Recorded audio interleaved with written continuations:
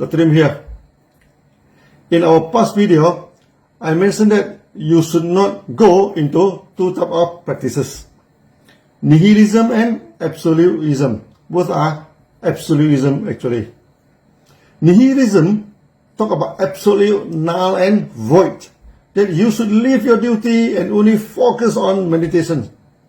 Absolutism talks only about winning. To win is the only worthwhile thing. The rest are not important. If you practice any of these, you shall end up in deep trouble. Instead of getting rid of your unhappiness, you generate more suffering in your life. Why did I say that? In nihilism, nothing in this world is important. Nothing is worthwhile. All are null and void. They ask you to sell your house, sell your car, no need to attach to materialism and join them. They say, why should you attach to this material? After all, you cannot bring them along with you when you die. So dispose of all of them. Then join the group and live off the grid. Live in some separate communities, have nothing to do with the world. This is a cult system, and many families were destroyed by them. As we have pointed it out, poverty will make the world ugly. There will not be any peace in it. There will not be any peace in it. The absolute believer believes that winning is the only answer in life. You must win, or you are useless. They forget the fact that of all the new ventures, 70 to 80% of the ventures have failed in the first 3 years. That means that when you went to establish your career, you face more failures in the beginning than winning. If winning is the only thing you absolutely want, in the beginning, 80% of your time you will be disappointed. And what's waiting for you is failure, not winning. So in Sunya training, we do not train you to sell your house or your car to join us. We also do not train you to win. We train you to face failure. We promote the concept that failure is the mother of success. Only when you know how to handle failures, you can win, and win very big finally. The accent is a fine example. We failed many times in the beginning. Then we learn how to face failures.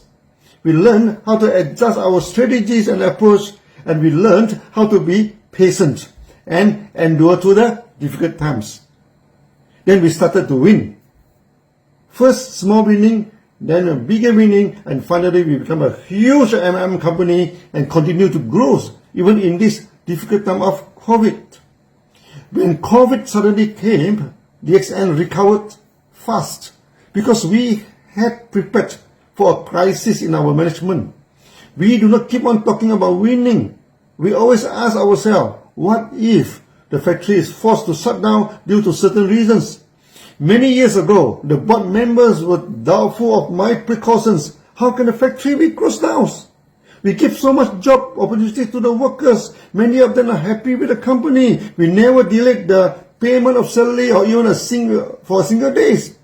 We have good relationship with the government and the authorities. We pay the taxes and we observe the law. We spread and build new factories. So one or two factories is affected by calamities, then the other factory still can go on. That is our precautions. Now we have factories in China, India, Indonesia and Mexico. The chances for the factory to totally close down is near to zero. But I insist on assuming that what if, due to certain factors, all our factories are not able to function. As a result, they can build up buffer stocks to prepare for any eventuality. Then suddenly COVID struck. All our factories, whether in Malaysia, China, India or elsewhere in the world, suddenly had to shut down due to lockdown. We never find any shortage of products in the market because at the time we have 6 months of buffer stock. Theoretically, if the factory were closed down for months, we still survive. Once again, our basic approach, surviving is winning. Now all factories are allowed to resume and we started to build back the buffer stocks. If we are not going to stick to these two common mistakes of approach, then what should be the right approach and the right practices? The best way is if you can get a practice which is neutral in nature. Do not interfere with your day-to-day work and do not conflict with your beliefs, and you can practice it easily. So far, the only method that can fit all the above criteria is the reverse countings. In my last video, I read a comment that a member does not understand what we are talking about. Or some members talk about happiness and unhappiness in a very incomprehensible way, which are actually not related with the practice of Sunya. So in this video, you just need to understand. We can separate the theory and the practice. You need not understand the 4 realizations and what we are talking about in the last video, but you definitely know how to perform the reverse counting. So practice and theory can be separated in the beginning. In the worst scenario, you still do not know why you should go for emptiness. What other emptiness can help or change your life?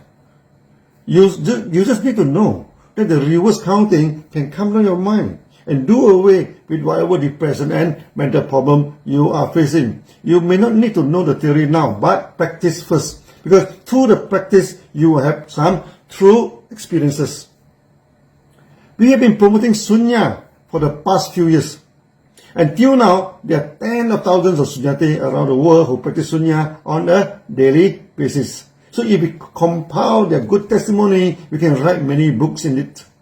When you need to do is set some time in a day, practice say 10 to 30 minutes at any time of the day convenient to you.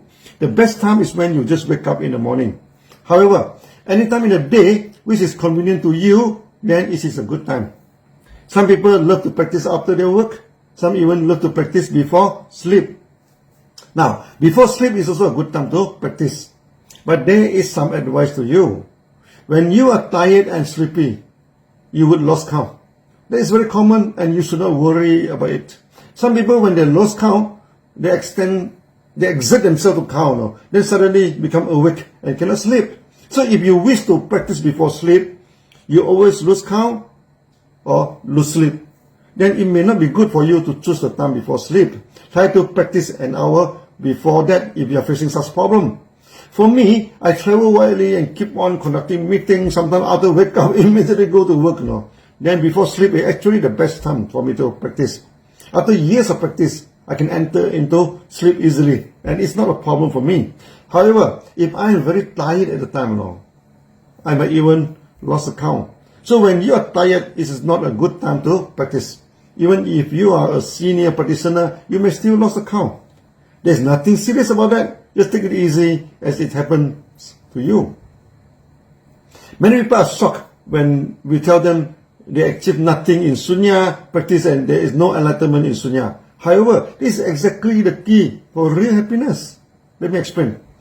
In Sunya, our main aim is peace and prosperity, where the real happiness is based. When we practice Sunya, we try to detach from name and form by using the reverse counting.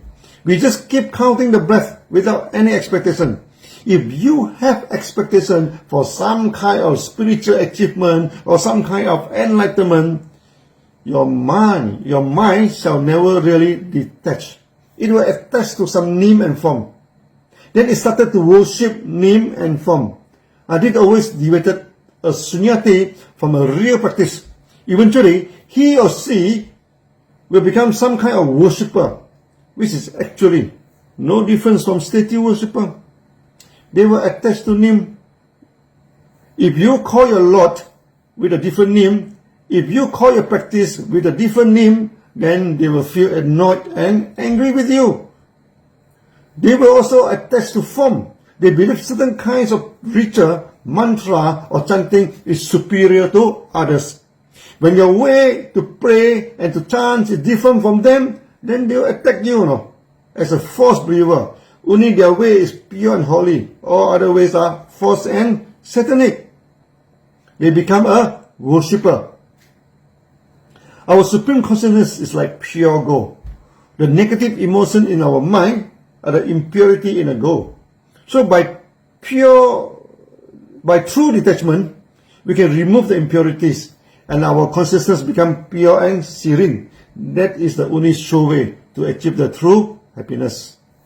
Practice is the key and only key to pure happiness. Without practice, you will never experience the serenity of the consciousness. We keep on saying, mind and body cannot be separated. So you should also control your body. If you cannot control your body, no way you can control your mind. To control your body, you should not inflict harm to yourself and others. You should not harm the environment. And our mind, body, and environment cannot be separated too. Harm your environment and you will in turn harm your mind, body. So for next video onwards, I shall tell you some story about my personal experiences and the testimony from many Sunyati. Good and real stories are helpful for the practice too. And it's also very helpful for the understanding. So that's all for today. See you in the next video. Okay. Bye bye.